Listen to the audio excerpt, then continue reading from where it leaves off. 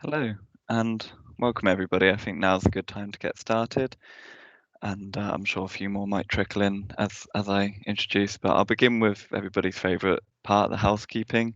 So as you'll see from the slide on the screen right now, hopefully, the chat pane is where you can pose any questions, and please do feel free to pose them as they come to you throughout the session.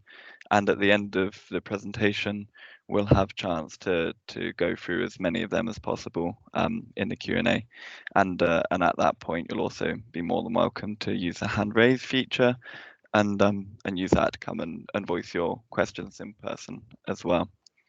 The presentation will be recorded, and it will be the link to this will be sent out to all of you post-event as soon as it's available.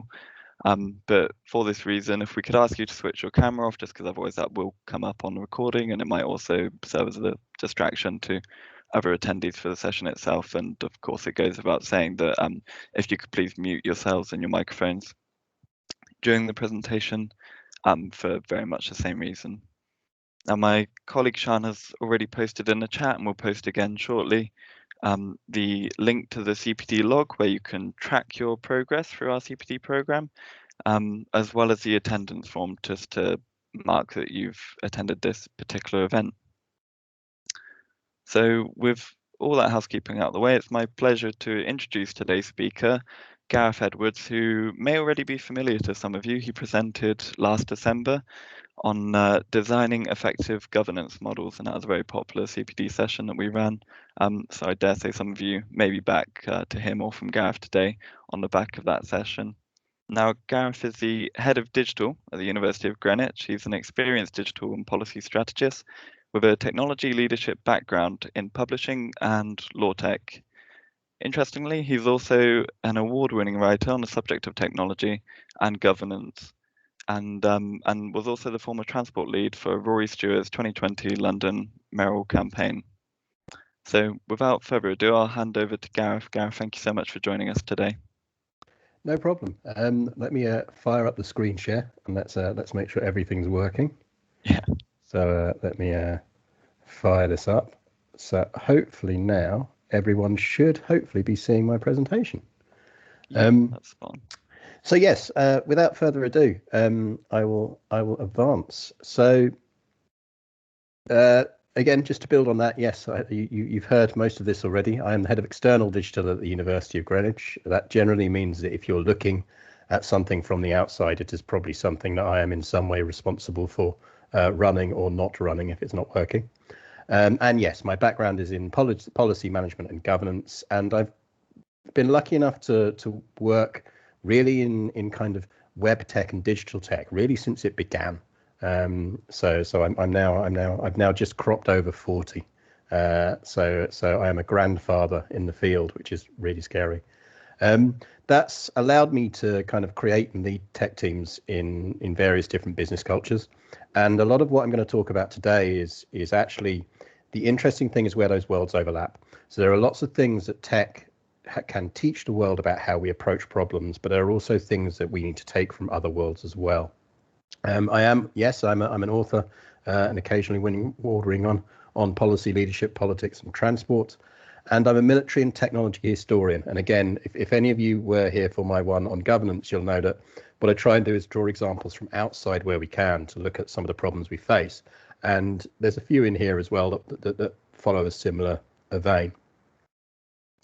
So what is the goal today? Well, this is really kind of a bit of a whistle-stop tour through the concept of quiet leadership, what it is, what it isn't, how to kind of identify it, and where it really comes into its own in strength terms, which is actually during tech crises. So what you're kind of hopefully going to leave with is an understanding of survival bias and how it affects our understanding of technology leadership, which is a really, it sounds like an odd thing to have at the beginning, but trust me, it's incredibly useful beyond this as much as anything else. Some pragmatic principles that you can use to promote a culture of quiet leadership, and also how to kind of leverage a good quiet culture in a tech crisis. So within that, I'm going to use the word quiet leadership a lot, and I'm going to say it in a way that suggests it's capitalized, because it probably should be, because it is a very clear concept. And in fact, it's a concept that arguably dates back to about 2002, which, if you think about it, is not uncoincidentally roughly the time that digital and web really starts to explode as a thing. Now, it's not a new concept, but that was really the time when people started to think, well, what is it? And what you've got here is a quote by J.L. Badaracco, who Jr., who was, and I think still is, a professor at the Harvard Business School. Now, he had put a lot of time and effort into studying technology leadership, both within general IT and in the growing world of internet and business in general. And he essentially started orchestrating what was a 4-year study into this. And the thing that he found as he emerged through that 4-year study was what he was finding as the concept of successful leaders wasn't really often mapping with what society regards as successful leaders. So this quote is from the introduction to his book, which came out of his big study, which is called Leading Quietly.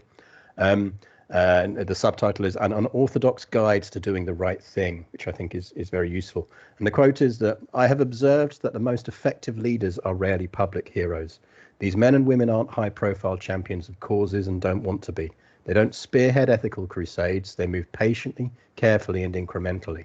They do what is right for their organizations, for the people around them, and for themselves, inconspicuously and without casualties. Now, this really, in a nutshell, is what the concept of quiet leadership is. It's the principle that how you run things doesn't necessarily have to be incredibly vocal, and that you build better communities and teams by doing so. And it has very clear outcomes. Now, starting with the work of Badaracco and beyond that through into further studies, one of the things that really kind of has come to the fore is one of the principles and benefits of quiet leadership is that it produces teams that are more engaged and proactive. It results in products that generally are better built and are better managed. And the evidence suggests that there are a few resulting crises, and when they are, they're smaller and dealt with better. Now, all these things are things that we will touch on a bit more as we go through this. But also, I really want to kind of hammer home the first point, which is it puts people first. And if any of you saw my talk on governance, you'll know that I'm quite big on saying that actually people lie at the heart of what we do, not just because as leaders we are responsible for developing them, and as organizations we want to cultivate them for the organizational benefit, but also because ultimately people are the primary resource that we actually work with on a day-to-day basis. So people being functional and happy and providing governance models that work for people makes actually our jobs easier as well. So that's quiet leadership, and we've kind of talked a little bit about it. But to really get an idea of what it is, you almost have to consider what it isn't, and also why what it isn't primarily represented or isn't clearly represented within the tech world. So this really is because of the concept of unquiet leadership. Now, what you've got on your screen there is a slide taken from another management training course that I have permission to use, but I did attend, which that is Elon Musk in full tuxedo with leadership values of authentic self-awareness, intuitive, persistent, and outspoken. Now, this is included because it gives you a kind of rough idea as what we tend to traditionally regard as strong leadership traits within tech. And really, the kind of the voice, the original voice of this, and the eternal voice of this is Steve Jobs. Now, I am not here to say that one method is better than the other or anything else, but what I often think and often see when you see wonderful kind of slides like this or inspirational things like this with Steve Jobs over them is I always think that this is one of those areas where you can read things two ways, and we'll have a bit of this as we go through. But don't let the noise of other opinions drown out your own voice is incredibly inspirational and sounds incredibly inspirational. It's a terrible management concept. It is actually not good as a management concept. And I think this is one of those things where the difference between the two things really comes to a fore. Now, the opposite of quiet leadership is actually a concept that was defined by Michael Maccabee. I think he coined it in about 2000. Again, notice 2000, 2002. This is the period where these ideas are starting to manifest and come through. And he started to identify this as a personality trait and coined the phrase. Now, he made it very clear that it wasn't something that was solely in tech, that it had earlier origins, and we've seen it throughout history. I think one of the examples he quotes is Per Gillenhammer, who was the CEO of Volvo, who went almost to the other extreme. He was a productive narcissist who really cared about people and tried to get rid of the production lines at Volvo and turn it back into his community thing. It all fell apart. But what Maccabee and work beyond that has established is that the productive narcissist is almost the opposite of a quiet leader. They have great vision, they're highly persuasive, they're successful communicators, they're nearly always very, very extrovert, and they're very charismatic. They inspire followers and teams. And this last one is quite important. We often kind of lionize it. They refuse to accept the impossible. Now, I've put there in bold the concept of the reality distortion field.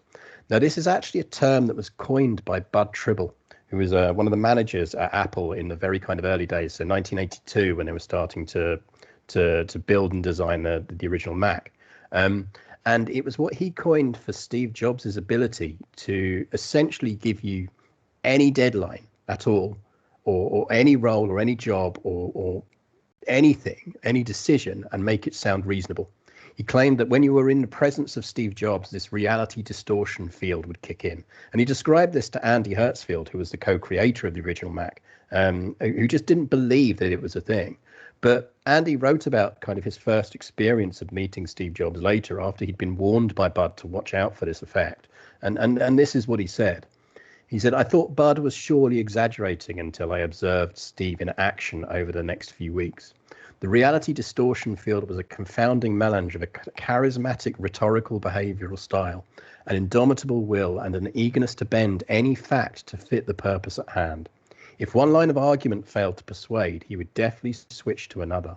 Sometimes he would throw you off balance by suddenly adopting your own position as his own, without acknowledging that he ever thought differently." Now, again, to come back to this concept of the kind of the productive narcissist, I'm not in any way trying to claim or imply, and I think this is something that comes from a lot of the writing on this subject, is this isn't about saying that there's necessarily a problem with having productive narcissists in your organization or in leadership positions. It is a very, very valid thing. If you read this slide again, the things on this slide are not negative traits necessarily. What they are is limited. And one of the things you see a lot in tech, and you can see this, I highly recommend looking into things like the history of WeWork. The history of rise and fall of WeWork is a really good example of this. And there's a couple of very good books and podcasts about it. I don't think I've got any on the reading list at the end, but it's well worth looking into. Is that kind of productive narcissism has limits. And those limits tend to be that once you move beyond the stage where you need vision, you suddenly hit the point where you're into managing things. And managing things requires a very different skill set. And that's really one of the things that the studies have shown is where quiet leadership and building cultures around quiet leadership really has its strengths, is when you're moving beyond that kind of move fast and break things structure and into how you actually run things and manage things well. It goes without saying, of course, that unproductive narcissism is very, very bad indeed. And this is one of the real dangers that you get with productive narcissists in roles, is that, as with WeWork, it can very easily tip over into a place where it becomes a negative for an organization and for a senior leader rather than a positive. This is probably the classic quote of recent times. I think this was actually only about 2 days ago, which was President Trump talking about Dr. Anthony Fauci, who's the chief medical advisor. "I listened to him, but I didn't do what he said." That's the absolute heart of unproductive narcissism in a leadership role. It's also worth, I think, contrasting that, and we've seen this very publicly recently in pandemic handling and everything else, with someone who I'd actually say is really kind of showing the way in a similar role for actually quiet leadership. And that's actually if you head completely kind of to the other side of the Pacific from the US and head down to New Zealand, and you look at kind of the New Zealand Prime Minister Jacinda Ardern. This quote from her is actually one I've used in various presentations, because I think it's very, very good, and it really captures a lot of the key concepts, particularly in senior positions, rather than just kind of team or mid-management positions, for what you really are looking for in a quiet leader. And that is that leadership is not about necessarily being the loudest in the room, but instead being the bridge or the thing that is missing in the discussion and trying to build consensus from there. Now, Something else that Jacinda Ardern is a self-confessed introvert. And we don't really have an awful lot of time here to go into the ways that extrovert and introvert personalities can play into both of these roles. What I would ask that you take away from this is that one of the benefits of a quiet leadership culture and approach is it actually allows introverts to flourish in a way that and extroverts to flourish in a way that a more kind of traditional model or a more publicly useful or seen as publicly useful tech model does. And yet, this is my one pie chart in this entire thing, because it's always nice to have actual data in things. And if you can find this study, it's very good. Dennis Owens and Stephen Dilshit in 2009 did a very, very, very good study for industrial psychology into the representations of extroverts and introverts as kind of confessed by themselves within senior leadership. And 98% of people in senior leadership positions across all the organizations they surveyed were extroverts. Now, I think that's something that I just want to leave out there for this. And one thing that's well worth reading, actually, I think this is on the reading list, is there's a book called Quiet, The Power of Introverts in a World That Can't Stop Talking by Susan Cain. It's very, very good. It has lots of data and lots of data points, and it talks a lot about the fact that there is no correlation between being the best talker and having the best ideas. And that very much pulls through to leadership as well.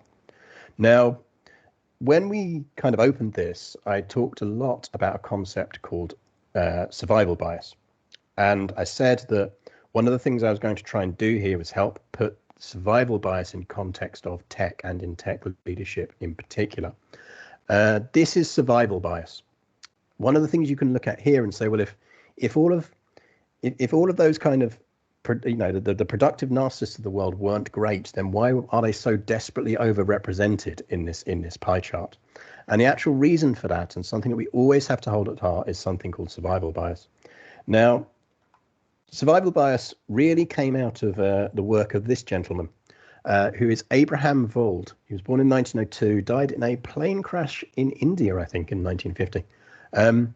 He was a Hungarian Jewish mathematician, and he invented this concept of statistical sequential analysis, amongst other things, which, again, I am not a mathematician. I am not going to go into full details on, but one of his areas of work was this sequential analysis theory was, how do you investigate things that have no kind of clearly defined end? How do you turn around and do reasonable analysis of things that are kind of ongoing mathematical or statistical problems? During the kind of rise of Hitler, he left Austria for America after the kind of the Anschluss, the German takeover of Austria in 1938, where he was welcomed and he became a professor at Columbia Tech. And he was a member of the Statistical Research Group. Now, the Statistical Research Group at Columbia Tech was specifically set up during the war to help with issues where mathematicians could help with war issues. And one of those issues they looked to help with was they were approached by the US Army Air Force in sort of late 1945, and they were asked this particular question: why do our bombers keep getting shot down? Now, obviously, the obvious answer to that is because other planes keep shooting at them. And the US Air Force were very, very well aware of this when they were flying over Germany. In fact, they'd done extensive survey results looking at the damaged portions when their bombers returned. They had an enormous wealth of statistical data when these bombers would come back, showing where the bombers had been hit. And they'd put a lot of work into increasing armor in these areas. They'd turned around and they'd reinforced these areas and they'd made them sturdier, but they hadn't had a matching drop that they'd expected in the losses of aircraft. Now, actually, it was Vold and his team who essentially came back and provided the army with a very, very simple answer to this. Because you're putting the armor in the wrong place. Now, what Vold and the strategic group were coming up with was this concept of survival bias, which is, they pointed out that if you have a picture like this, which is showing you the statistical analysis of where your planes are being hit, what it's actually showing you is where the planes that have survived the process, the planes that have made it back to base, have been hit. So if you're seeing the planes getting damaged in those areas and still making it back, that means those areas don't need more armor because they're actually not the reason you're losing planes. The areas that you're not seeing dots for are actually the bits that you need to spend more time and effort increasing the armor in. And this is the concept of survival bias. And it is a huge problem. Going back to our extrovert graph and looking again at our kind of pictures of kind of our productive narcissists in tech. So this is kind of how survival bias represents in tech leadership. Extroverts promote extroverts. There are plenty of talks. I've seen another ucisa talk on this on hiring practices, which is very good at highlighting this, that we tend to promote people who we feel are similar to ourselves because we feel that we are good at our jobs, and therefore we look for matching skills and we do similar. We hire in the same way. Our hiring practices tend to bias towards preserving culture and hiring people who feel like a good fit. Now, actually, within the HE sector and the public sector in general, infinitely better than other worlds I've worked in. Law tech is awful in hiring terms, utterly awful. And it's not alone, but there is no real effort made in some of those areas to turn around and actually say, well, actually, how are we hiring and what logic are we applying to hiring? This is why increasingly things like blind hiring are really important, removing names from CVs and everything else. They're important because they actually allow you to overcome inherent biases in terms of how we hire. And we'll talk a bit more about that later. We lionize success and bold failure. I don't think anyone can really dispute this in terms of the tech industry. We are a young industry and we are proud of what we do, and that is absolutely fine. But it also means that we have built our heroes often based on people who either succeeded or failed in stunning and bold ways. And those people tend to be visionary extroverts that do that. It's back to this principle, as I said earlier, of don't move fast and break things, or that Steve Jobs quote again of don't let the noise of other opinions drown out your own voice. We built those things into the culture and the perception of what makes a technical leader. And by doing that, we then reinforce those biases and ensure that those things become seen as the thing that people should strive for. And that's actually not true. It's not true in terms of results delivered, and it's not true in terms of building good, effective communities. We're not a diverse sector. Historically or currently, the white male vocal history of digital technology in particular carries inherent biases towards certain personality types. Again, that's because, and there's again, very good books on this. It's the personality types that we have lionized are personality types that young boys have been encouraged to have rather than young girls. And that runs all the way through, and we need to be very aware of it. And again, it adds to the survival bias problem in tech leadership layers. And finally, we don't hear the stories that were never written. Now, there are lots of stories of successful tech management out there. And there are lots of stories out there about how good a manager Steve Jobs was. There are a hell of a lot less good stories, or there are lots of stories about how bad a manager Steve Jobs was, but also that the person who was on the receiving end of it took it well, and it turned out that it was the best lesson in their life, and they went on and did amazing things. Now, that absolutely is probably true, and it is certainly true. But what you're not hearing there is the stories of the people who were never hired, or the people who worked at Apple for a week and turned around and went, I cannot work in this culture, and I had to leave and had to leave it. There's also, and again, we will touch on this slightly later, a sidebar to this, which relates to diversity in the workplace, not just in terms of the people you hire, but in the working patterns that you need to support if you're really trying to build a quiet leadership culture. But we'll kind of touch on that in a bit. So what I've really done there is tried to push through that first point on our what we'll leave with. It's to give you that understanding of both what quiet leadership is in a broad principle, but also, and its value. I think its value is largely self-evident, but we do need to reinforce that. But also to give you an understanding of how survival bias works. Now, I suspect for the vast majority of people watching this, that's not news. These are things you have thought about. But actually, it's worth remembering that these aren't just things that we should think about. There are things that we should act upon. And also, these things hold true in other areas as well. Once you understand the concept of survival bias and where it came from, it becomes much easier to apply it in other areas. It's an incredibly useful debugging tool, by the way. We were debugging as a team a login issue at Greenwich the other day, and we had become fixated on the fact that it seemed to be that our PhD students were unable to log into a particular area of the website. It was only when we stepped back and said, hang on, are we approaching this wrong? And actually applied a bit of survival bias logic to it, that we realized the problem wasn't in any way related to them being PhD students. It was actually just that no one else had any reason to log into that particular area of the website. So in reality, everyone was having problems, just not that we just weren't seeing it because it was only that certain group who were actually, shouting about it.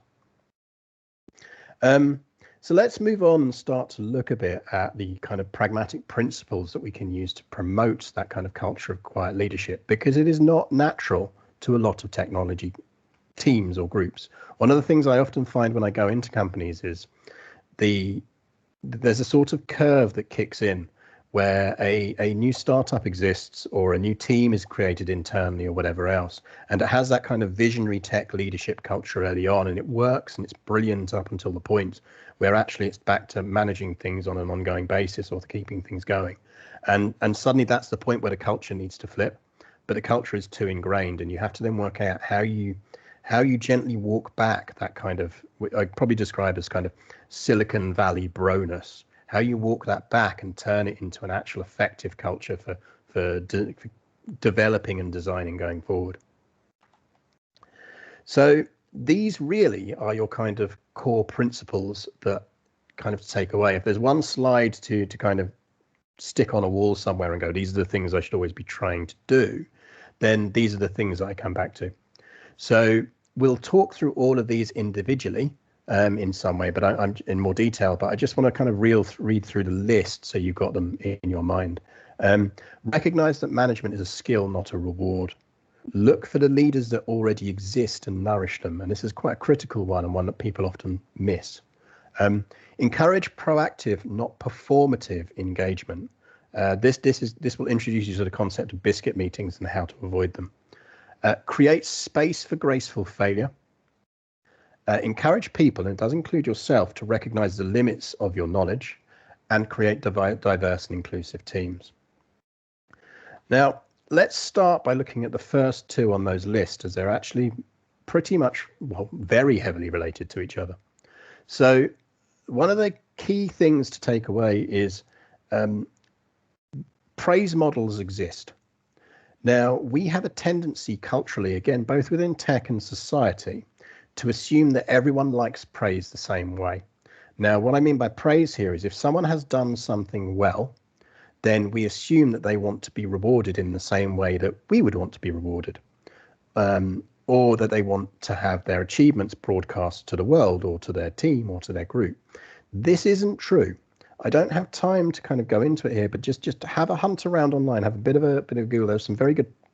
If you work at a university, dive into papers. If you want a good paper on this, email me afterwards, and I'll send you links to good papers on it. But different praise models exist, and generally speaking, these can be broken down into public, personal, or remunerative. Public praise is that there are certain people who respond very, very well to other people being told that they did a good thing. So they are the people who really, really love it, and not in a kind of self-obsessed way. It's just how their praise model works. Is if they do something good, they want to see that email that has gone to the whole team or the department that says, Sarah did a really good job there. Brilliant, Sarah. Thanks for that, Sarah. You're letting everyone know. Personal praise is more that what they want is a feedback from you, or they want a short email or a little email just to them going, look, I know you did that thing and that was really good. Nicely done. It's that more personal thing. Remunerative is they're looking for a reward from it. Now that reward may be a promotion. It may be more money. It may just be turning around and saying, that's a really good job you've done there. Why don't you dive out later? It may just be, I'm going to buy you a pint in the bar for that, or I'm going to buy you a coffee. That's remunerative. They're looking for a kind of more concrete reward. Everyone has varying points on the scale of those things. But what I'm trying to get across here is actually be aware that those different praise models exist. and that line management is not necessarily one of them, particularly for an awful lot of people. One of the things that I do a lot when I go into to go to places and kind of try and turn teams around, often the very first thing I do is take every single bit of line management responsibility away from whoever is the best developer, because they will have it. They will have been given it at some point by a manager who thought that they were rewarding that person. It came from a position of desire to reward, or because the institution innately ties promotion in with management responsibilities. And if you are a HR leader watching this call, the best thing you can do for your organization to create a quiet leadership culture is detach the principle that pay automatically has to relate to line management. Reporting management is fine. There is a difference between line management and reporting management. People can report to someone on a daily basis. That person can decide what tasks they should be working on, but that doesn't mean they should be doing their appraisal. They don't have to be linked. Sort of building on this, that recognizing and reporting management and line management as separate is critical to building a quiet leadership culture, because otherwise what tends to happen is you end up in a situation where you're reinforcing that back to that kind of that extrovert stroke narcissist curve of the people who want to be out in front. The people who are extrovert are normally the ones who will step forward. You need to avoid that, and you need to be aware of it. And one of the best ways you can be aware of that is actually to watch how decisions flow in a team. When you take over a team, if you're leaving, you can do this with your own teams. You can do this with your own departments. It's fascinating to watch. The quote I always use for it is this one, which is the classic kind of Mr. Rogers quote, which is look for the helpers. You will always find people who are helping, and you do. And what you can often find if you are a leader who is having problems with a team, with middle management or below, or if you're having problems trying to work out what to do within your own team, if it's a new team, is during kind of micro crises or day-to-day working, watch who the people are that other people go to for help. Now, that may be internal, it may be junior members of staff, it may be external. It's the question of who do the people from outside the department automatically pick up the phone and try and call. Now, as I talked to on the governance talk, one of the reasons you need to do that is because you need to break that person free from being in that position. But not always. Sometimes what you've just done there is identified who the quiet leader is. And actually, that's the person that you need to have a conversation with about A, what the challenges are the team are facing, but also B, do they actually want to step up and do a bit more management? If they're not wanting to do it, why don't they want to do it? Is it the line management element that scares them? Because they're clearly already doing the actual reporting management bit. And if it's the line management bit, keep that away from them. So watch how decisions flow in a team. It's an incredibly useful way of identifying both your future leaders, because often you can just see it. One of the best things, and one of the things I love about our world, is sitting there and watching someone who is an entry-level developer, who sees themselves as starting out in a career, and instantly you can see within a month that people are going to them for help, and you can look at it and go, with the right nurturing, you have an incredible career ahead of you.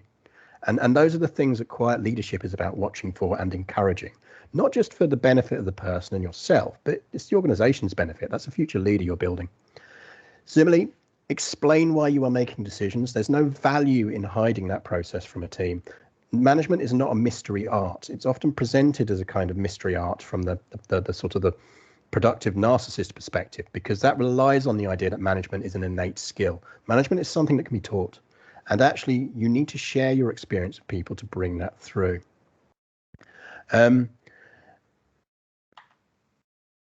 other thing I mentioned at the beginning, and this is critical, and a lot of people don't really think about this, but again, it's one of those ones that once you see it, you can't unsee it, is there is a difference between performative management cultures and proactive management and office cultures. A performative culture is one where people know what they need to do to tick all the boxes of surviving through their daily life, of not having too much of a hard time at work, of doing their job well, but also not having hassle on the way through. And actually, one of those things that not having hassle about is not necessarily negative, but what it is it's when they're not engaging with the management process, but they're essentially just reflecting it back at you. So what they're turning around and doing is saying, actually, that manager needs to be in the meeting.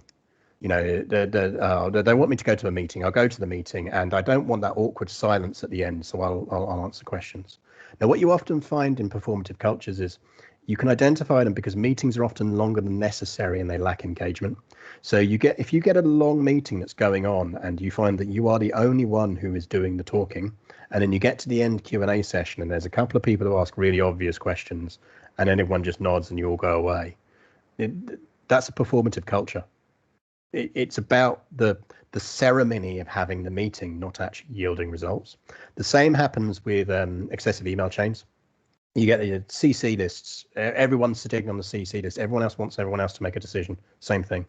Brainstorming sessions are leader-led, or they don't result in actionable ideas. You know, you sit there and try and brainstorm something, and what comes back is this bland list of stuff that, well, a mix of bland things and a mix of things that are so outrageous that they're just never going to happen. But it doesn't matter because Bob over there managed to, he got his one suggestion in, so he's happy now. That's performative. The evidence you get from this also is simple problems are not identified quickly and require management intervention to fix. Anytime you've sat there and gone, but why did it get to this stage? Why did you let it get that far? Why did it get here? That's normally the sign that there's a performative culture growing, and we'll touch a bit on that again later on. So just take from this that performative cultures reflect ideas and decisions back onto the leadership layer. They don't create or make them. They're a mirror. Now, again, that's fine if your culture is visionary and entirely downward, but it's not good if you're trying to build a culture that is actually about harnessing the skills that you have in your teams rather than dictating what you want people to do. Again, the dictatorial model is perfectly acceptable if that's where you want to run a company or a team, but don't pretend it's anything other than that, and do realize the pressure that that puts on yourself or your team managers to run. So again, just kind of proactive. How do you get a proactive culture versus a performative one? Well, just as much as praise models, recognize that different interaction models exist. So knowledge sharing and brainstorming don't always require a meeting. Different people do their best thinking in different ways. Work with individuals. Sometimes the best way to get ideas out of Bob the engineer over there is just to say to him, Bob, can you ever think tonight and come back to me with a bunch of ideas? You know, and they'll email you them in the morning. Whereas actually with I don't know, I'm pulling names off the top of my head here, with Greg and Claire over there, it might actually be that the best thing you can do is drag a whiteboard over with a marker pen and the three of you sit down and do all of this kind of stuff. That's recognize that those models are different for people and give everyone a chance to engage. Shut down performative behavior. The death of meetings as useful tools is when you get to that point where everyone is arguing about a thing that has no relevance to the actual what the meeting needs to be about. As a leader, that is your point where you step in and go, we're going to take that one offline. Let's not discuss that right now. Or actually, I've mentioned this in other talks before, update meetings are the best and worst thing on the planet. You should absolutely always have them in your calendar, but you should not always hold them. It is perfectly reasonable to say, I don't think that meeting is necessary right now. What you actually do then is you break the performative culture. This is critical. Recognize that a power imbalance exists. If you are in a leadership position, your opinions carry more perceived weight. Now, what that means in short is if you are doing a brainstorming session, if you're doing a meeting, if you say anything, if you suggest an idea, if you do anything like that, even if you are seeing it as a gathering of equals with equal ideas, even if you're saying this is an equal conversation, it is not an equal conversation. Generally speaking, express your opinions as little as possible until you need to express them. Because if you're really lucky, and if you've built your culture right, the thing that you think is the solution may well be what someone else thinks is the solution as well. And if they suggest it, that's better than you suggesting it. Delegate genuine decision making and respect the choices made. Now, this is absolutely critical and follows on from that, is there are always areas where you can devolve all control to other people. Do it, and provide support to them to do that. Offer them help as you're doing it, but don't instruct them how to do it. And importantly, respect the choices that they make. And that ties very heavily into that one you've got at the end there, be wrong. There's two aspects to this. The first aspect is the obvious one. Always say that. If you were wrong on something, admit it, and admit it openly and publicly in front of your team. That is the best way to build a culture of responsibility and quiet leadership is, actually, I think you're right there. I've got that wrong. There's no harm in it. Say it. Leadership is built on the principle of people respecting you. It is what you earn. It is not something you dictate. And you've got to be comfortable with turning around and saying, I think you're right there and I've got that wrong. And it reflects back. People are not afraid to confess that they are wrong or be open to things if you have done it with them. And the other way that we need to talk about again is what I said about devolving control, which is the best way to stop people making big mistakes is to allow them to make small ones. You need to identify areas where you can give people control of things that might go a little bit wrong, but they'll go wrong in ways that the organization can survive or learn from, not in ways that are going to compromise your critical business processes. And this is that concept that was on the slide at the beginning about allowing for graceful failure. So people build experience by making mistakes. You have to create spaces in which people can make minor mistakes as long as you couple that with moments of learning. Well, why did that go wrong? Oh, okay, let's do it that way. The second one on this is another one that I learned from one of the very first lead developers I had told me this when I left, and to take up my first kind of proper lead developer role. And I asked him what was the one thing he would tell me I should absolutely take away. And he said, it's this: be wrong even when you know you're right. Remember that your own experience and what got you to the position you're in was built on making mistakes. And if you rob your team of the opportunity to make the same mistakes in a controlled fashion, you are going to create a culture where they don't bother thinking, because why would they? If they kind of go, well, I think we should do it this way, and you go, don't do it that way, because if you do it that way, trust me, in 2 months' time, it's going to go wrong in these other ways. They'll go, oh, okay then. But they won't learn from it, because we learn best from our own mistakes. So building an environment in which people can make mistakes is absolutely critical. And this ties in with encouraging responsibility, not blame. When those mistakes happen, the first question is, okay, how do we fix this? What do we need to do and what don't we do next time?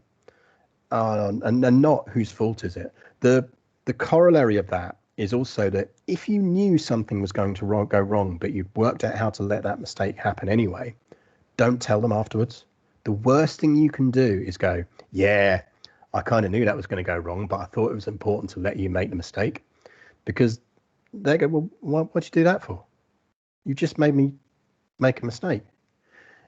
You've got to give them the ability to learn, but you've also got to encourage them to do it and to feel like they're progressing everything as well. It sounds a bit kind of social engineering-y, and it is, but it works. And within that, also remember that the team makes decisions and mistakes, not individuals. Every now and again, I will see other teams within the university doing kind of brainstorming sessions relatively well. And they will turn around, but they will turn around at the end and they'll have these kind of really good sessions where they kind of run through all the different ideas and everything else. And they'll finish and the manager will turn around and go, brilliant session, guys. Okay, we're going to do it John's way. We're going to do it Anne's way. And I sit there and go, don't say that. Don't, no. Because what you're doing when you do that is you're essentially saying, if this goes wrong, that's the decision holder. And what you're doing is you're making it so that ideas are seen as owned by people, not by the team. It's a very subtle difference, but turning around and going, okay, I like that. We'll try it this way. Let's try it that way. And not particularly not, let's try it my way. Those are the language matters. And what it does is it starts to build this culture of contribution. People are prepared to be proactive and contribute and learn from it as well. I can see there's a question in chat that's popped out about the need to encourage self-reflection. Absolutely true, and it ties into this. You have to allow people to make mistakes. The first question, and this is actually where that feigning ignorance thing can come in really handy. If you can turn around and go, oh, why did that not work in the end? Do you want to have a quick look at that for the next half hour? See if you can work out why it didn't work, and then we'll have a look at it together after that. And what it actually allows you to do is turn around and give them the opportunity to reflect and find what went wrong. But it also means if they don't find it and you have a bit of a gut feeling what it is, you can then actually help them down that process of self-reflection as part of it later on. Tied in with this, by the way, is recognizing the limits of one's knowledge. And this applies again to ourselves as much as anything else. I am an absolute massive fan of the Dunning-Kruger thought process. which essentially says that you have two axes. You have confidence and competence, and that with regard to anything, any problem, any bit of knowledge, we all move at various paces through the stages on it, which is maximum confidence and minimum competence, which is I know everything about this, which is colloquially known as the peak of Mount Stupid. It is the most dangerous place for someone to be. But it also then is about moving through that process of learning that a thing is complex, panicking that you're never going to understand it, realizing that it's starting to make sense, and then actually getting to the end of that going, I understand it, but good God, I couldn't explain that to anyone else. It's complicated. Everyone goes through that thought process, that curve on everything they do. And one of the things I see a lot is this comes up a lot in management, but in quiet leadership is about actually turning around and saying to your teams, this is the process you're going to go through on everything. It's back to that concept of showing people what they're going through and admitting that you're going to go through this process as well. One of the things that we actually have in the web team at Greenwich now is a sort of slightly side-in joke with when we're looking at a new bit of technology or whatever else in the kind of dev meeting every now and again or whatever, is one of us, myself included, will occasionally turn around and go, yeah, I'm still very much at the peak of Mount Stupid on that one. I've not worked it out yet. We will actively turn around to each other and go, how far are we through the curve on this one? Because if you embed these principles in, you make people self-aware, you make them aware of the processes they're going through, and they learn better, but they also code better and they react better because they're more aware of their limitations and where they need to grow, and they're more confident in progressing through those steps. And again, just to reiterate, this is why it's absolutely critical that you, as much as anyone else, are prepared to say, I don't know. You need a culture where anyone can say, I don't know. Now, the final point on our kind of looking at those things we were moving through on that list was about creating diverse and inclusive teams. Now, I talked on this at the beginning again when we looked at that survival bias, and this is absolutely true in the makeups of our teams. And the things you will see on here are just my guides. Again, there are some very good talks that ucisa offers and others offer on ways to try and improve our team setup. And I just heartily recommend attending them, watching them, reading everything you can on the subject. But really what you're trying to do is avoid falling into the culture fit trap, which is the worst thing. The idea that there is a culture, a workplace culture that people must adhere to is poisonous. It is poisonous, and it prevents you from hiring lots of good people who should otherwise be working in departments. As I say, recognize that survival bias inherent in the traditional technology working pattern as well. Again, back to the Steve Jobs Apple thing. We have all these stories about these Apple engineers who work and live in the office and work all the way through. And then we wonder why the entirety of tech's origins is white, male, and 20 years old. If that is the culture you create, then those are the only people who can work there. Create processes that support variable working platforms. So this is particularly pertinent now. Recognize that actually the inverse of what you think is good for someone is sometimes true. Really good example of that at the moment is you'd think that working from home is a thing that all developers love. It's absolutely not a thing that you love if you are a house sharing person and have a tiny bedroom and live in that. I'm lucky enough to have my nice little place in Walthamstow that it's just me in it, and I can talk in this room, and the worst thing that's going to happen is a cat turns up in 20 minutes and tries to get on camera. Not everyone has that luxury. So you just have to listen to people and watch them to see what you can actually do to support. And that ties in with managing people as individuals, not a group. But also hire people who don't look like you, think like you, or have the same background as you. That's the biggest piece of advice I can offer, just across the board. Something I don't even know if any of my Greenwich colleagues are on this one, but I suspect most of them don't necessarily know this about me, is I'm autistic. Now, actually, what that means is my brain in various ways thinks differently. And actually, I've found in career terms that is an incredible skill. It's turned out to be so useful. But actually, there are a lot of people out there who don't get the opportunity to do that. And I think you need to kind of recognize that actually you're missing out on skills you didn't know you needed, or experience you didn't know you needed, if you're not building diverse and inclusive teams. You are handicapping your organization, not improving it by ensuring cultural fit. So kind of, as I say, this is a bit of a race through. So I realized that I'm kind of moving through a lot of these things fast, and the slides are there, and I can make them available to afterwards to everyone. And I hope that it's being recorded so people can can watch again. But what we've kind of just covered is a whistle-stop tour of why quiet leadership matters and some of the ways you can start to build those cultures in. Now, I talked at the beginning about what kind of you're trying to ultimately build. And really kind of these are two things I think kind of sums up what the outcomes should be. What the outcomes are that you're striving for is, if you want teams that think, and we want teams that think, particularly if we have small teams in large organizations, you need to act on their thoughts. This is about demonstrating through management that you are developing them as much as anything else, but not just in a kind of HR email, we develop our staff kind of way, in the actions that you're doing on their daily basis and what's going on. And similarly, that ties in again, if you want teams that care, your organization needs to care about them. So this is back to accepting that praise models are different. It's back to decoupling your remuneration model from management, which is an enormous challenge for most organizations. But trust me, if you are a HE establishment that manages to decouple that, you are instantly going to move light years ahead of every single one of your competitors. But we talked again about like the obvious benefits of this, which is that kind of these teams are happier and they are generally more productive when they're managed this way. But actually, it's not just about that. Proactive teams reduce crisis risk. So we're moving into talking a little bit about how crisis management works within this concept now, but on a broader sense as well. You will find that brainstorming sessions in whatever variety of form they take are far more effective and that ideas are genuinely useful. You don't get that kind of post-it note that comes back that says, okay, how as a university can we make more money? And post-it note comes back and says, get more students. You've got more actual engagement and thought, and practical results come from that. Developers are more effective. One of the hardest things you can ever get developers to do, if they don't want to do it, is actually obey your rules on what code should look like.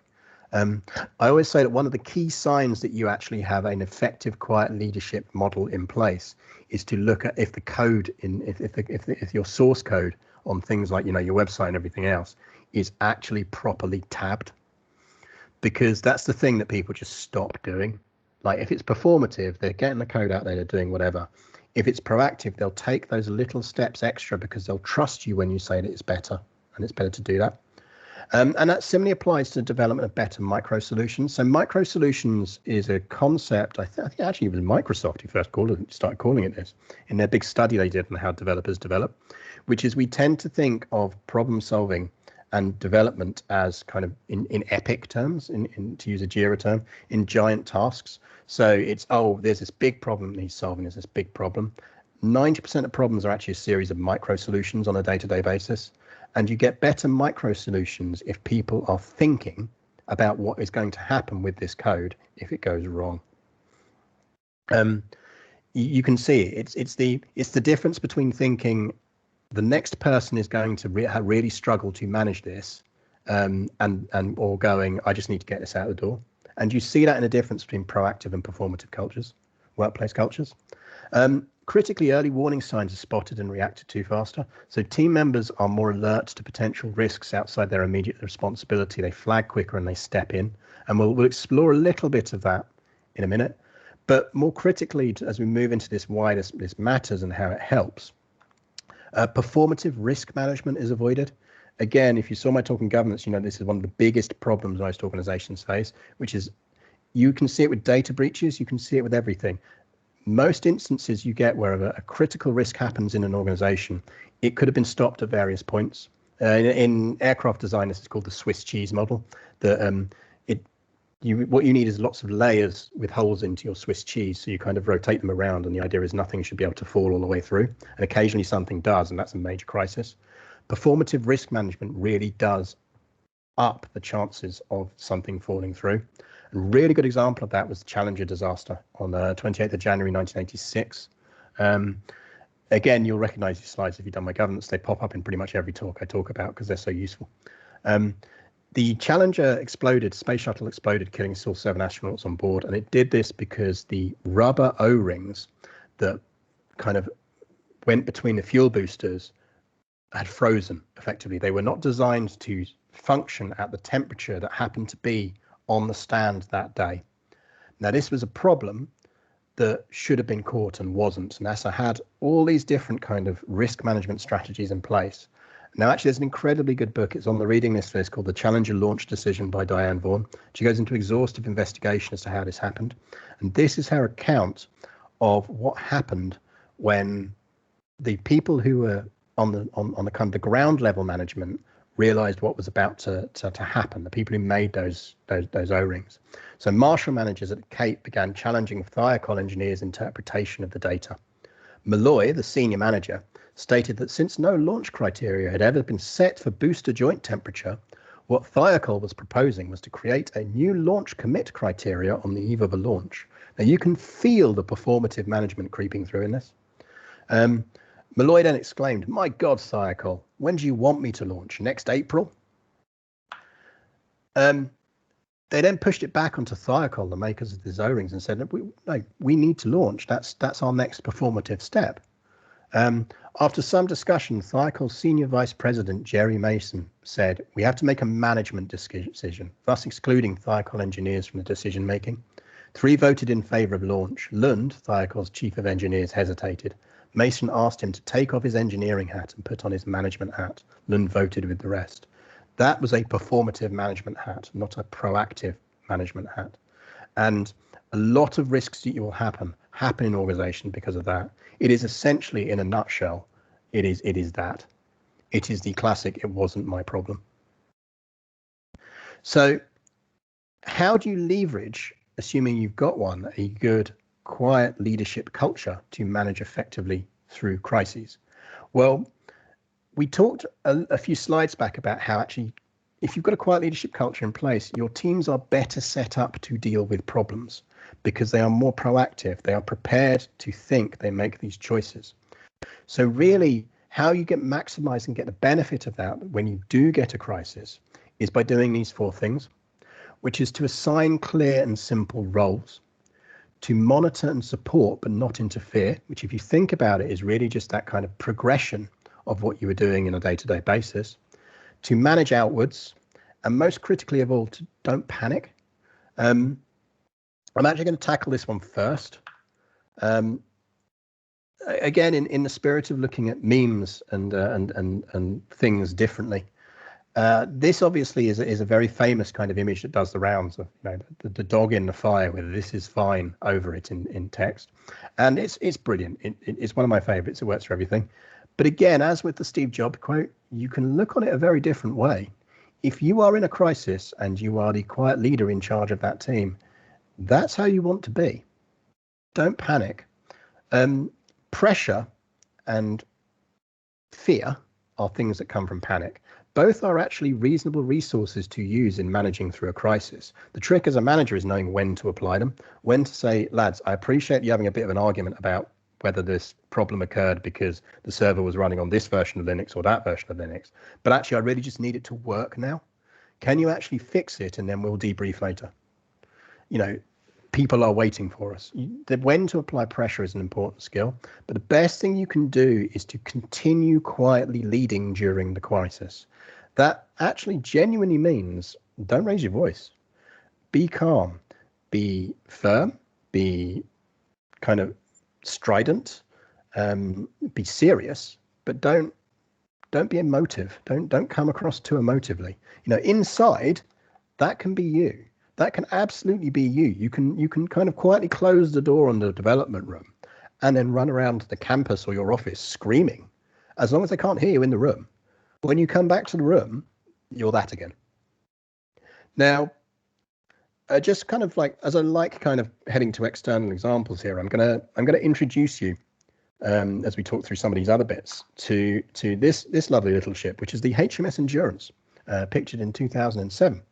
The HMS Endurance is the Royal Navy's, or was the Royal Navy's, Arctic exploration and kind of patrol ship.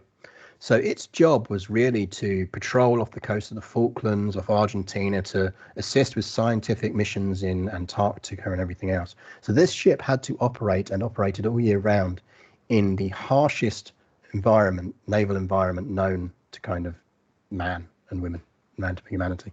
I'm going to introduce you to Captain Tom, or Commander Tom G. Sharp, who was captain of the Endurance in 2018. So these are his words. On the 16th of December 2008, HMS Endurance was in the Western Magellan Straits. That's the bit kind of at the bottom of Argentina, the kind of knobbly bit right at the bottom of kind of Argentina as you go around South America. One of the most dangerous kind of environments in the world. It's all giant waves and harsh tides and everything else. On the 16th of December 2008, HMS Endurance was in the Western Magellan Straits. Having been on the bridge most of the day, approaching 4 p.m, I used a gap in the flying to head down, because I ran helicopters, to head down to my cabin for a leg stretch. Whilst there, I heard the pipe. Casualty in the engine room. This is never a good thing. Before I had left my cabin to return to the bridge, in response to the casualty pipe, I heard "flood in the engine room" over the main broadcast in a tone of voice that made my blood run cold. The last thing you want to hear when you are in stormy weather in the Antarctic seas is "flood in the engine room." My first thought was, if we don't stop that, this ship is going to sink. My first statement, in the calmest voice I could muster, was take the ship to emergency stations. This triggered a number of pre-programmed responses, thankfully none of which included staring at me anymore. Now, I'm not going to take you through the whole of HMS Endurance's journey. We'll touch on it a couple of times in the few minutes we've got left, but I will link you to where you can read his account of it all, which is fascinating. But what you're seeing here is what we were talking about, the principles earlier, which is what existed on Endurance at the time was very much a culture of quiet leadership, particularly in that particular area of the Navy, it was quite strong. So what this actually meant was that he could act calmly. He knew that things were starting to progress already, and he could start kind of working out how he dealt with the immediate problems of the situation. So returning again to our kind of slide on proactive teams and reduced crisis risk, it's actually relatively easy now to see how these four things start to translate once the crisis is underway into ways that they are very effective. Because suddenly you need to be very, very good, very quickly at problem solving under pressure, which is your brainstorming sessions suddenly become more important. You know, you need people to be doing that. And we'll talk on a bit of a structure for that in a second. You need your developers to be more effective. You know, they are going to have to find and solve those problems. If it's a data crisis, for example, you need them finding where it is and you need them closing those gaps. If it's a ransomware attack or whatever else, you need everyone to be at the absolute top of their proactive thinking game. And that is what happens when you have a quiet leadership structure in place. This is often why one of the big things that goes wrong when you see people like when Uber have it, or dare I say Blackboard or similar places, is the moment they realize that their visionary culture is not working is the first time they encounter a massive data breach or a massive hack, because suddenly everyone's sitting around doing that partridge shrug again, and no one wants to know or really knows how to think their way through the problem. If you have built that quiet leadership culture, you do not have that problem, and you do not learn that lesson at the last minute. Similarly, early warning signs are spotted and reacted to. I'm actually going to move back to Commander Tom for this one, because he gives a really good example of what that translates to in an actual crisis. And it holds true for tech as well, but obviously he's talking in naval terms. So if you remember, he said there was a casualty in the engineering room. And obviously one of his first thoughts was, who was the casualty? The casualty had turned out to be the chief stoker, who would usually be responsible for leading our response to the incident. The flight deck petty officer who discovered the casualty took his headset off, made his way to the engine room, and without orders or formal training, stepped up into this most demanding role for the next 36 hours. The manner in which he performed it was as commendable as his decision to leave the upper deck and get stuck in. That's quiet leadership at work. That is your culture coming through. And I've seen dev teams do this in crises. I've seen it within Greenwich. I've seen it in other places I've been, and I was incredibly proud when I see it. But if you build your culture right, people do that. they will turn around and they get very good at going, actually, the thing that's going to make this whole situation worse much more quickly is if I don't just actually nudge that person over there, or if I don't just quickly close off that gap in the code or do this thing. Now, obviously, you always need to be very careful about giving people too much power or responsibility, but actually, you need to kind of build this in. I see Lorraine Bell's asking about are these things that are pursed down, are part per personality, or they're learnt? I think the answer to that is both. I think the tradition of things like the Navy and everything else teaches that actually some people just do this. And actually what they are is they're almost kind of a sub-variant of that extrovert but not narcissist bit, where they turn around and go, actually, they have that kind of introvert-extrovert overlap or whatever you want to call it, where they problem solve very well. I'm quite proud of the fact that I'm an incredibly good bug hunter still. But that's just something I seem to be good at. But I do think these things can be learnt as well. But they're learnt in two ways. They're learnt by direct coaching, which we've covered and talked about in terms of exposing why you're making decisions and everything else. But also, exactly as Alistair Young says in the chat there, confidence comes from a support environment. You can teach people the skills, you can teach them the processes to do this. But if the office culture isn't this kind of quiet culture of support and leadership, they're never going to feel brave enough to do it. The only people who are going to feel brave enough to do it are the ones who would have done it anyway. So you haven't gained any benefit from not having that culture in place, because the people who are going to do it always do it. The people you want to step up, you want to increase the chance of someone stepping up or people stepping up and doing things. And the way you do that is improve the culture. But that does tie in to how do you then structure your response? If it's not an immediate response, but a response over time, how do you deal with it? Now, there are whole talks I could deliver, and other people better than me could deliver on this. But one thing I want to take away of this is a basic model, a role model that works very well for tech crises when you have this culture in place, which is there are 4 key roles that you need in any of these crises. You need a decision maker, you need a communicator, you need an interface, and you need fixers. What do those roles break down to? Well, a decision maker is the person who needs to make executive decisions and take external responsibility for them as required. You know, if it hits the point where you're like, we have got to turn the entire website off for an hour, someone has to make that decision, and normally that's you. That's the leadership role in a nutshell. That is the job. That is what we are paid to do. The communicator is the role that relates to making sure that all external comms, whether it's external to other members of the team or whether it's beyond that, that the information is flowing as it needs to flow. Now, that's a two-way process. It's both about getting questions coming in and providing answers out. Now, here's where it gets a bit, where people often get it wrong, is that they assume that the third role shouldn't exist, or they don't think it needs to exist, and that's the interface. Now, the role of the interface is to understand the problem and the steps the fixers are taking to mitigate or rectify the situation, but they are the person who interacts with whoever's playing the communicator role. They answer the questions for the communicator and provide context for the decision maker. The fixers don't. The biggest problem you can have, and the thing that slows down a problem fix more than anything else, is if the people who are fixing the problem are also the people who have to be telling everyone else what they're doing. The easiest way to address that is to have a designated, and you can designate these things in advance if you know a team's good, is to have the interface role as an established thing. Now, it might literally be someone whose sole job, it might be another developer from the same team or a different team who's pitching in, and their job is really just to almost shadow the people who are fixing the problems, to be in the room and with the conversations are happening, to maybe chip in the odd idea, but also to just really be the person whose job is there to just answer the questions and know the situation and what's going on. There's a lot of this that goes on HMS Endurance, which we don't have time to cover here, but again, I'll include a link so you can read all about it. And finally, the obvious role is the fixers, make the tech crisis go away. Now, what I should be on this is don't be afraid to double up. When teams are small, you don't always have the opportunity to turn around and go, actually, these are all one individual role. Sometimes you need to double up.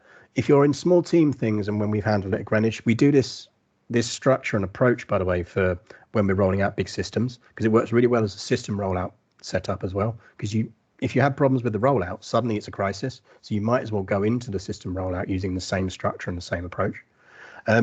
So your decision maker and communicator, both kind of sloppily highlighted in green here by me, are two things that actually often can be the same thing. Particularly if it's a mid-level team manager, you will often find that you're being the communicator anyway, because the director wants to speak to you. They don't want to speak to someone below you, they want to speak to you. And if they're speaking to you about it, you might as well be the person that explains it to the directors of other departments, or writes the email on it, or whatever else. So sometimes you will overlap those roles.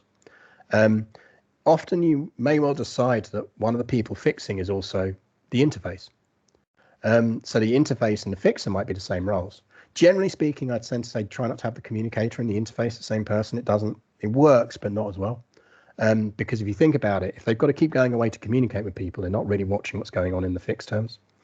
But often what you can do if you've got 2 or 3 people working on a problem is turn around and say, actually, you're working on this problem, yes, but Jamie, I need to come to you when I need to ask what's going wrong with this. I'm going to come to you. So if there's a thing where it's just about getting to head down and do it, Nick, you do that. Jamie, your job is going to be able to dive out and tell me what's going on periodically. So it's that kind of thing. The other thing I had on the slide was about managing inwards and outwards. And we're sort of heading towards the end of where we are. But I just want to kind of just say about this. And I said at the beginning, but pressure is a useful but finite resource. Use it wisely. Apply it only when necessary, and particularly useful when fixers need refocusing. That can actually happen where you've got the problem under control and they start to think, well, actually the pressure's off a bit now. Sometimes you really just need to turn around and go, no, the pressure's still on. We still need to fix this. Be an external pressure sponge. One of the roles of a good, quiet leader is to absorb all the panic that's coming in. You know, when everyone else around you is doing the beaker gift thing of running around with fiery bins, you need to be the person that's absorbing that and not necessarily pushing it down onto your team, because the team needs to focus on fixing things. We are paid to be pressure sponges at times, and that's the role of leadership. An important part of quiet leadership is not reacting with fury and pushing that pressure down, but kind of acting as holding it onto it. And remember that power imbalance. Your presence or ideas can be disruptive. If you're hovering behind someone who's fixing a thing, they are going to approach it differently. That doesn't mean you shouldn't be involved. There are various fixes in Greenwich we've done where actually I'm the person who spotted the bug, as I'm quite good at bug hunting. But it's about knowing when to back quietly out and let people get on with it. Just be aware that the power imbalance exists, and avoid accidentally taking over the process and turning it into a performative culture at the absolute worst time for you to have a performative culture. And finally, no blame but responsibility. Make it clear from the very beginning of the crisis that blame is not a thing that anyone is worrying about right now. But there will be a debrief. We will be looking at what is going on, and that does mean we need to make sure we're keeping any evidence we need to keep, that we are constantly thinking about what went wrong, and that we will go back and self-reflect on it. Now, all of these things happen in some way with the endurance. As I say, I'll include a link so you can read more about what happened and all of that.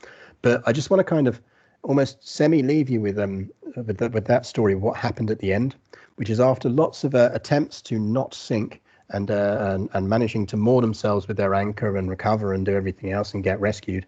They ended up in Punta, which I think is in Chile, after being successfully towed and saving the ship. Punta was to be our home for the next month, so it only seemed reasonable to head to the nearest pub and make sure that they were suitably stocked. Most of the ship arrived at the same conclusion, and so it was that the stories started. Humour, relief, and fatigue prevailed. My executive warrant officer, who's kind of his, think of his as his kind of boisterous second in command, essentially. My executive warrant officer, in tried and tested military fashion, gave me an excellent compliment via the medium of a thinly veiled insult. Sir, do you know what you did well? Here we go, I thought. What's that, Mr. P? Nothing. In a good crisis, or in a crisis, you know your leadership culture is working and you know your method of leading is working if you can really just nudge it where it needs nudging and it resolves. And if people feel that you didn't interfere, that you let them fix it.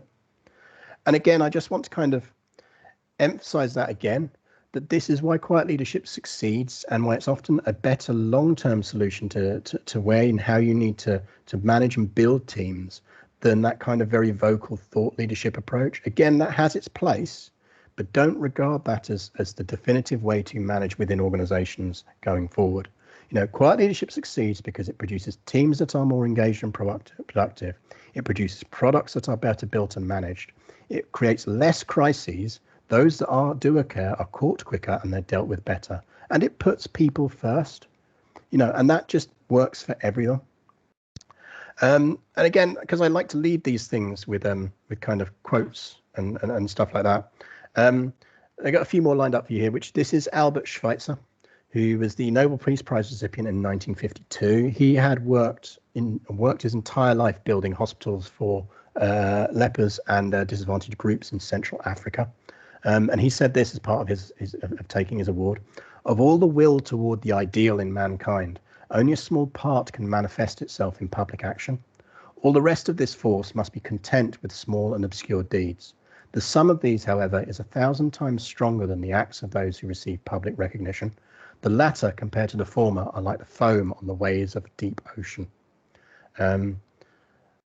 And again, just to finish on someone else who I highly recommend you go out and read up on. We talk about the Roosevelts a lot, and people tend to think of Teddy and Dwight. No, Dwight's Eisenhower, isn't he? Oh God, I'm a historian. I'm forgetting my Franklin.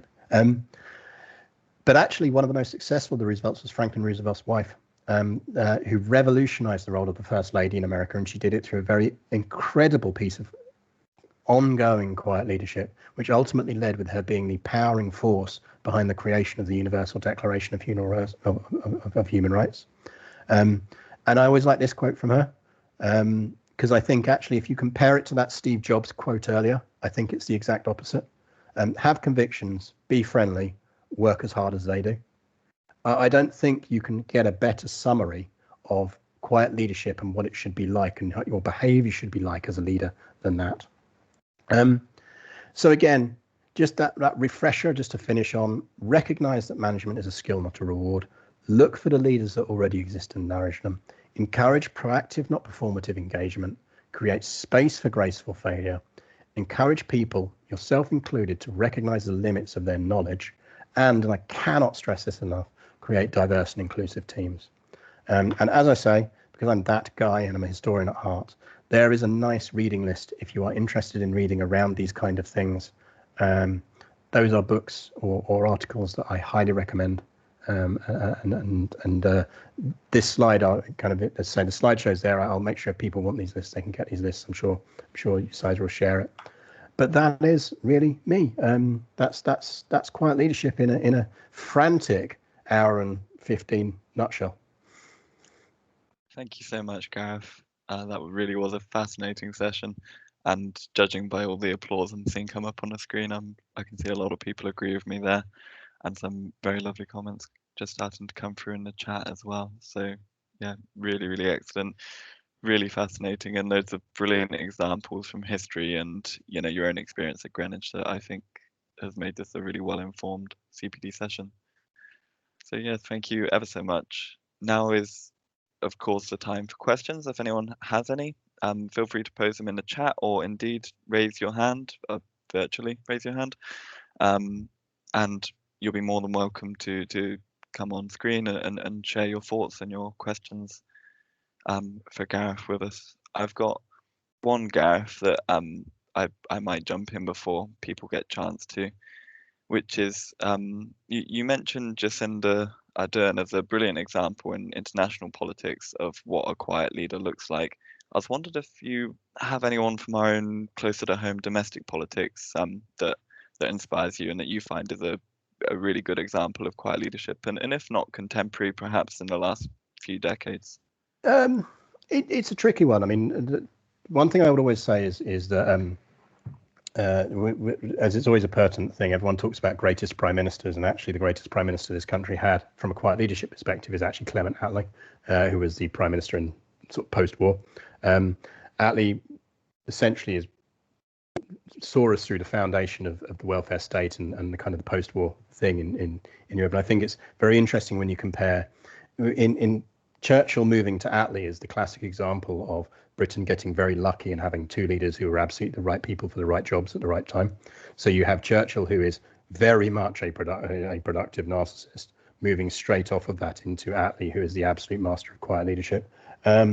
In more recent times, I mean, I will point out, I will put on the table, I am a card-carrying member of the Labour Party, and yet, as you pointed out in my introduction, I was actually head of the transport policy for Rory Stewart, who was ex-Conservative, has various views on Brexit that I wouldn't agree with, but actually is a good example of someone who, in real-world experience terms, is quite an effective person under this model, and therefore, when I was approached and he asked me to run that side of his campaign, it was very much on the principle that he said, I know you're an expert at this.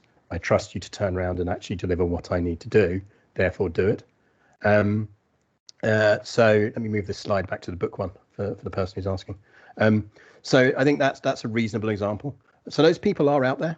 And again, similarly, the other person who sits on the international stage that's done this for decades is Angela Merkel. Angela Merkel is a classic and brilliant example of quiet leadership. So I think these people are there. And once you've kind of seen it as a leadership skill, you can't unsee it. So I think that's kind of worth noting. And really do look for it in your own organizations. It is always there. And it's often the people that you don't think. But if you can find them, if you can nurture them, if you can build the cultures that allow them to flourish, you end up with a far more effective organization and a far happier workplace. No, that's very good advice, and I'm sure after this presentation everyone will have their eyes peeled for that kind of talent within themselves or within their teams. I just have one other question I just want to get in, and that was you shared that what was it called, the industrial psychology study, the only pie chart of the presentation from Yes. 2009, and I wondered if, since the publication of that, I don't know how wide-reaching it was in particular, I hadn't come across it myself before, but do you think that there's been a shift, that people have started to recognize quiet leadership in a way perhaps they didn't before? I think probably yes. What I'd say on that is it's the last book on this reading list is Quiet: The Power of Introverts in a World That Can't Stop Talking by Susan Cain. Susan Cain's book is incredibly good read. Her work is incredibly good to read. She actually has, if you Google, she has a TED talk, a 20-minute TED talk that is again absolutely worth watching on kind of introverts in public life. I think it has shifted. I think there is more of an awareness now, and I think partly that is because we've been through several kind of boom and bust of tech and mobile and app and everything else. But what's always interesting to me is we always seem to go through the same rituals. I think it is changing. Another look should be on this list but isn't in a similar way is Invisible Women by Caroline Cruado Perez, which also covers a lot of this stuff. I think what it often is we're more aware and increasingly aware when you look at the data that what we're building our rules on is this survival bias principle. And actually, the more aware of that we become, the better we become as a kind of tech industry at avoiding it. But it is still there and it will remain there unless we battle through it. And do you think we'll ever get to that perfect state of having, the right leaders at the right time, the extroverts when appropriate, and more often than not, the quiet leaders for, managing the crises and other situations more effectively? I don't think we will. I think it's always there's a certain amount of you get the leader that you get. And that's true both in politics, but it's also true in organizations. So part of it is just being aware almost of the leadership culture that exists, whether you can change that and how you adapt to working in it.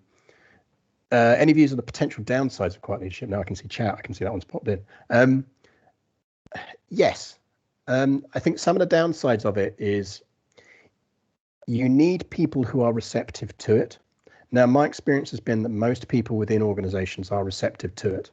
But actually what you can hit is a problem where if you've got people who really want to move fast and break things, if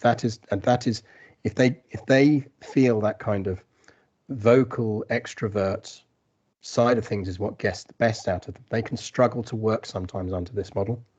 So one of the reasons I say it's actually a very suitable model for higher education or for public sector is, frankly, down to money. There is an awful lot of untapped talent that quiet leadership can bring out, but it also struggles sometimes to get all the talent. But actually what you can sort of do is say, well, actually, we know we're not going to compete with that startup down the road in financial terms for the best what they regard as the best traditional developer. But actually what we can do is be smarter and make sure that what we're actually doing is tapping into the pool of people that should be really good developers, but need more work to develop and bring out, and they need this different cultural approach. So there are people who can bounce off of it hard. The other thing I'd say on a personal level, just as you're the person in the role, is it can be a right pain in the ass sometimes. Because one of the key things that goes with this is back to that kind of back to this quote: work as hard as they do. It's one of those things where you sit there and go, I'm really cool with this, I'm really happy with this, until you realize that essentially one of the key tenets of being a good quiet leader is never ask someone to do something you wouldn't do yourself, which again is a lovely principle to have right up until it's 3:30 in the morning on the day that A-level results come out, and you're the person who's now been designated to go into the office to be the person who's on call that day, because you're not going to ask one of your other team to do it, because it's a very good example of you doing something yourself. Doesn't feel like it when that alarm goes off in the morning. A slightly more fun version of that has been one of my developers being amazed and heartened when during the current kind of pandemic thing, obviously most of us have been working from home, so he needed a new monitor. So the university sent one round, they sent the van round and dropped one off in the van. And he said as he kind of picked up the monitor from his doorstep, the person he noticed waving at him from the van was our director of IT. That is a really good example of quiet leadership, because he looked at a door and he was like, that's our director, and he's the one who's driving the van that's just delivered my money. It's a chipping in thing. So on a personal level, it can be a lot of work. It can also really struggle if it doesn't go all the way up. If you get that clash at the top, if you've got someone right at the top of the organization who really wants to do things the more move fast break approach, you've got very little chance of building an effective quiet leadership culture. You have to try and work it in all the way up the stages, because otherwise it will fail at a point. And you have to have the ability to do things. It's a lot like I said on the governance stuff. If you're not being given support and power from above, it's very hard to bring in a leadership, a quiet culture like this and have it effective, because people beneath will always know that whilst you may have their back, the organization doesn't. So it is a kind of whole culture thing. I'd say those are the big kind of downsides to it. If it's done well, it doesn't have to be any less productive or less generative of ideas. In one of the legal companies I worked for, we had we were essentially going toe to toe with big companies like LexisNexis and Bloomberg for years, because we had a good culture like this, and we just had good people internally who kept generating good products and ideas. And when I eventually left that organization, I bumped into my equivalent at Bloomberg, and he said, "Oh, you've left now, have you?" And I said, "Yeah, no, I've left." He said, "Oh, thank God for that." He said, and he told me that they wanted an internal survey to try and work out how much we must be spending on developers and developments, and to keep up with them. And they estimated that we were spending roughly about £8 million a year. In reality, my actual entire budget, including staffing, was just over 750,000. We were punching that high above our weight, and they were committing that spend and more just to keeping up with us. So if you can get it working from top down, it's brilliant. But if it butts heads with anything further up the curve, it has limited effect. That's really good to know. So it's not something that will come from a grassroots kind of approach. It's got to have that top down. It has to be. It can be mid. I would describe it as one of those things that can be mid down and mid up, because it does deliver results. So you can convince senior management, your board level, to do it if they're not on board with it, by demonstrating it delivers results. But you're absolutely right. It can't be just grassroots up. It's very hard to bring in on a pure team basis. You do need to know that there is extra stages supportively above it. I'll just give opportunity now. If anyone's got any last questions, I appreciate we are over time, ever so slightly. So if there's any last burning questions you want to raise and do so now, or feel free to contact us at events at ucisa, and we'll be happy to forward any questions to Gareth, if that's all right with you, Gareth. Yeah, I mean, so my email and Twitter address is on that slide there. You know, by all means, just ping me an email at g.edwards@gre.ac.uk, or follow me on Twitter if you want more random and occasional, much more sweary musings on governance failures and everything else, more often than not. Thank you for the content warning on that, but yeah, I'm sure there'll be plenty of people interested in following you everywhere on Twitter, and yeah, following up with emails. Thank you very much, everyone, for attending. This has been recorded, so if you had to leave early or if you would like to revisit any particular parts of it, then you'll be able to access that. We'll be sending it out within a few days' time. And otherwise, just thank you very much for attending, everybody, and thank you so much, Gareth, again for the brilliant session. You're becoming one of our most popular speakers, and yeah, it's always a pleasure to see your sessions and to be a part of it. So thanks again, everybody. Have a great afternoon, and see you for the next one.